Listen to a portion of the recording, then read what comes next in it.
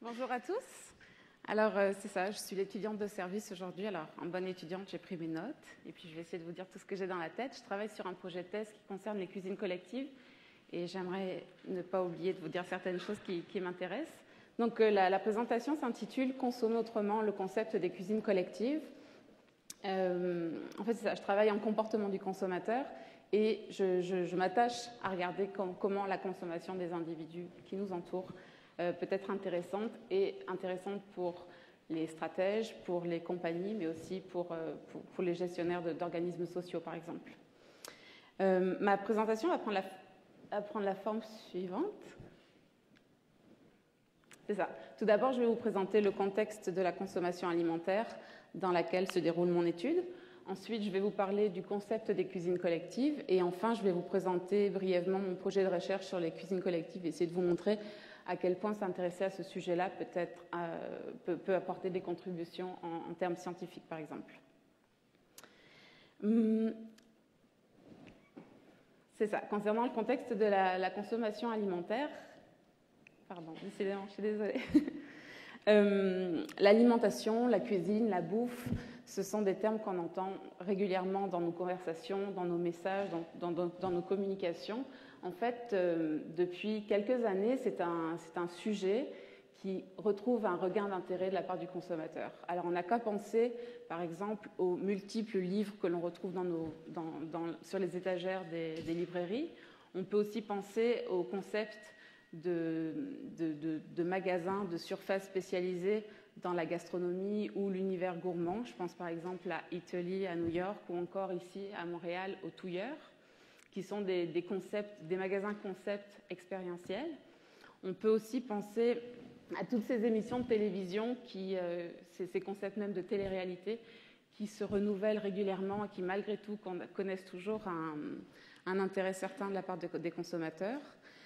Et puis, de toutes ces tendances, cuisine moléculaire, foodies, fooding, en tout cas, tout ce dont on entend parler en termes de consommation alimentaire ces derniers temps. Sur le web, on parle aussi beaucoup d'alimentation, de bouffe, de cuisine. Alors, on pense à toutes ces pages web, tous ces blogs qui sont dédiés au sujet. Et puis, tout ce qui s'échange entre les consommateurs, à savoir des photos, des expériences, des inspirations, des blogs, des vlogs, etc., au sujet de manger. Alors, tout ça a lieu néanmoins dans un contexte assez particulier parce qu'on sait que le sujet de l'obésité est un sujet dont on traite régulièrement, mais on parle aussi depuis quelques années de récession économique et de flambée des prix alimentaires. Pour vous donner un ordre d'idée, j'ai des chiffres avec moi normalement. En mars dernier, Nielsen nous disait que les prix des denrées alimentaires ont augmenté de 3,3%, ce qui représente par exemple pour un produit comme la pomme de terre une augmentation de 20%, pour le café ce serait 8%, 6% pour le bœuf et 5% pour le pain. Donc, d'un côté, je viens de vous dire qu'on est très intéressé en tant que consommateur, en tant qu'individu par l'alimentation, la bouffe, la cuisine.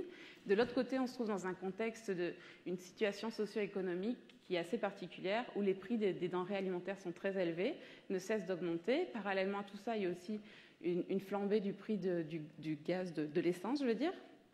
Donc, on se rend compte que le consommateur, lui, il doit poser des choix, des décisions, en fait, prendre des décisions dans sa consommation au quotidien concernant ses postes budgétaires et puis concernant l'alimentation, évidemment, puisque ça reste une activité incontournable. On est tous obligés de se nourrir au quotidien. Et donc, il doit prendre des décisions et puis surtout considérer aussi certains risques auxquels il peut faire face. Et ça me fait penser à des sujets tels que traçabilité de l'alimentation, origine des produits, etc. Juste pour vous donner une idée, en 2010, les Québécois, on a dépensé 7 215 $ par foyer en alimentation, ce qui fait en gros une espèce de 20% des dépenses annuelles. C'est quand même assez important, ça reste un poste assez crucial. Et ce qui va m'amener à vous parler des cuisines collectives, j'aimerais savoir qui parmi vous a déjà entendu le terme cuisine collective. S'il vous plaît, levez la main. Alors là, je suis plutôt impressionnée, parce que d'habitude, quand je pose cette question, il n'y a personne qui lève la main. En tout cas, je suis agréablement surprise. Il faut savoir que les cuisines collectives, ça reste un phénomène qui est peu connu, peu reconnu en tout cas, et puis surtout peu médiatisé, dont on parle peu. Dans les faits, en fait, la cuisine collective, c'est un concept de consommation qui se veut alternatif. C'est un projet d'éducation populaire qui vise le bien-être des individus et puis le développement socio-économique.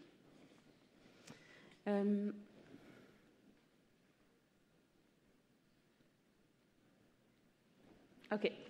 Je vais vous parler des cuisines collectives et puis ça, je vais en profiter pour vous raconter une petite histoire d'introduire mon sujet. En fait, cette petite personne que vous voyez à l'écran, c'est ma petite fille, elle s'appelle Zélie, elle a 1 an. Puis telle que moi, vous me voyez aujourd'hui, je reviens tout juste d'un congé de maternité. Alors, je reprends mes activités à l'université, je travaille à temps plein. Elle va à temps plein à la garderie. Et puis, quand on rentre à la maison le soir, évidemment, elle est très contente de retrouver et sa maman et sa maison. Et puis, elle demande plein d'attention, elle veut jouer. Et puis, moi, en jeune maman sympa, moi aussi, je veux jouer avec ma petite fille.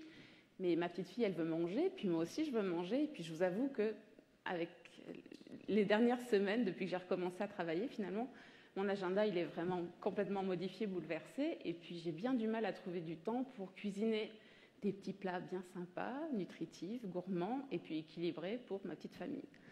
Alors du coup, quand j'ai commencé à prendre peur devant la situation, j'ai essayé d'évaluer les options qui se présentaient à moi et parmi lesquelles se trouvait la cuisine collective. Alors j'ai expérimenté ça et je fais partie d'un groupe de cuisine collective sur le plateau. Il est composé de 5 personnes, un homme et 4 femmes. Certains sont des célibataires, d'autres sont des chefs de famille. Il y a à peu près tous les âges dans le groupe et puis on provient tous d'horizons socio-économiques assez différents. Et donc, on se regroupe une fois par mois pour cuisiner ensemble. On a choisi les recettes au préalable. L'idée, c'est de cuisiner en groupe. On est très motivés pour faire de la bonne bouffe ensemble, en quantité, en tout cas en quantité suffisante pour nous permettre de remplir le congélateur et ensuite d'assurer d'alimenter le foyer sans trop se stresser.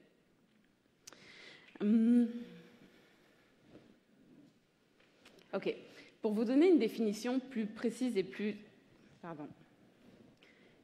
scientifique de la cuisine collective, en fait, il s'agit d'un groupe de participants qui mettent en commun des ressources nécessaires pour cuisiner ensemble, produire des repas qu'ils partagent ensuite en portions, et ces portions, ils les rapportent chez eux. Pour la petite histoire, la cuisine collective, c'est un concept québécois, montréalais, qui date des années 80, qui, en fait, l'histoire veut que ça a été créé dans le quartier Hochelaga-Maisonneuve par 2 sœurs qui connaissaient certaines difficultés socio-économiques et qui se sont dit, OK, on est monoparental, on a des problèmes à gérer nos agendas et puis aussi à gérer nos finances. Du coup, si on se regroupait pour cuisiner toutes les deux, peut-être qu'on arriverait à faire quelque chose de plus économique, en quantité aussi, et puis ce qui nous permettrait finalement de nous en sortir un peu mieux. Le concept, donc cette petite initiative, elle a fait boule de neige au fur et à mesure, puisqu'il y a une travailleuse sociale du CLSC qui en a eu vent, qui s'est dit, tiens, c'est une super bonne idée, je vais essayer de la développer, de la faire rayonner un peu plus, afin que d'autres personnes puissent en profiter. Ces personnes, en général, c'est quand même dans la majorité des femmes, il faut dire. Et donc, en s'inspirant d'un concept qui existe aussi au Pérou, qui s'appelle Ollas Comunes, les marmites communes, le projet a vu le jour, s'est développé, a cru, et puis maintenant, alors qu'on comptait en 95 300 groupes de cuisine collective au Québec, on en compte à présent à peu près 1500. Le concept de cuisine collective, il s'est aussi développé à travers le Canada. On connaît des cuisines collectives en Ontario, en Colombie-Britannique, dans le reste du Canada. Et donc, c'est un projet qui se veut, donc je disais tout à l'heure, d'éducation populaire et qui concerne la consommation des individus, ce qui m'amène à vous dire pourquoi c'est intéressant. Donc, pourquoi faire un projet de recherche sur les cuisines collectives quand on est une étudiante en comportement du consommateur ? D'abord, je suis allée voir dans la littérature ce qui s'était déjà fait. On trouve 3 raisons. Les raisons qui motivent les individus à participer à ces groupes-là sont dans un premier temps d'ordre économique, donc produire en quantité de manière à produire des économies d'échelle. Dans un deuxième temps, c'est d'ordre social, c'est-à-dire sortir de chez soi, briser l'isolement, rencontrer des gens qui partagent les mêmes intérêts. Et enfin, apprendre des techniques culinaires, parce qu'il faut savoir quand même que dans la population nord-américaine, il y a une partie des individus qui n'ont jamais eu besoin de cuisiner, qui se sont toujours contentés, satisfaits d'acheter du tout prêt ou de manger au restaurant. Et puis maintenant, compte tenu de la situation socio-économique et puis de ces fameuses augmentations de prix dont je vous parlais tout à l'heure, Certains se trouvent bien obligés de devoir popoter à la maison et donc ont besoin d'apprendre quelques techniques. Dans la littérature scientifique, en fait, on s'est intéressé aux cuisines collectives d'un point de vue du management pour l'organisation, la structure organisationnelle de ces groupes-là. On s'est aussi intéressé aux cuisines collectives en santé publique, parce que nutrition, parce que aussi insécurité alimentaire, comment faire pour lutter contre cela.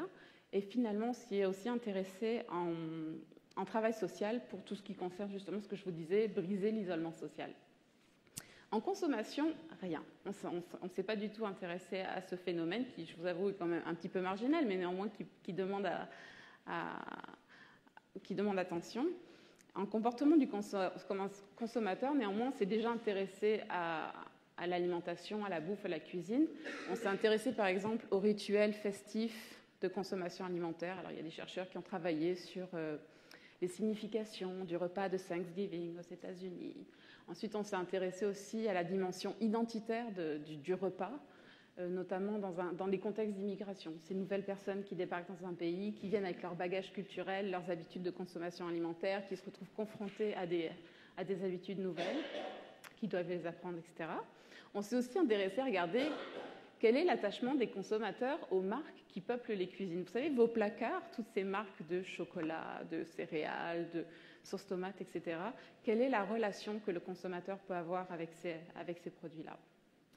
Néanmoins, je pense que d'un point de vue du consommateur, en tout cas, vu depuis le comportement du consommateur avec des yeux de chercheur, il y a plusieurs points qui font que le projet de recherche sur les cuisines collectives est intéressant.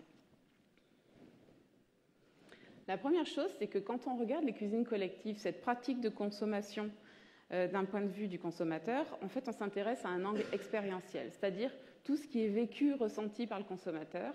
Alors, pour vous donner une idée, on parle d'alimentation, de bouffe, et bien dans ce cas-là, on fait appel à tout le pan sensoriel qui peut être interpellé par l'alimentation.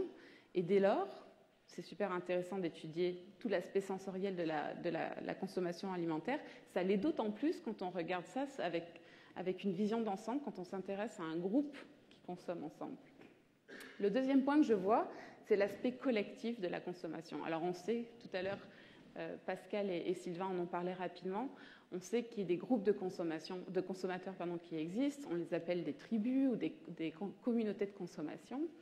On pourrait peut-être penser que la cuisine collective, c'est une forme de communauté de consommation, certes. En tout cas, ce qui est intéressant de voir, c'est que ces individus, ces consommateurs, établissent des relations, des échanges entre eux, aussi bien entre eux au sein du groupe, mais aussi par la suite, quand ils rentrent chez eux avec leur portion cuisinée, là, des relations avec leur famille, leur entourage, puis aussi des relations avec les institutions qui encadrent, qui chapeautent ces programmes de cuisine collective, puisque dans la majorité du temps, ce sont des programmes qui sont communautaires et qui sont donc semi-subventionnés par le gouvernement, par exemple, ou par des fondations privées.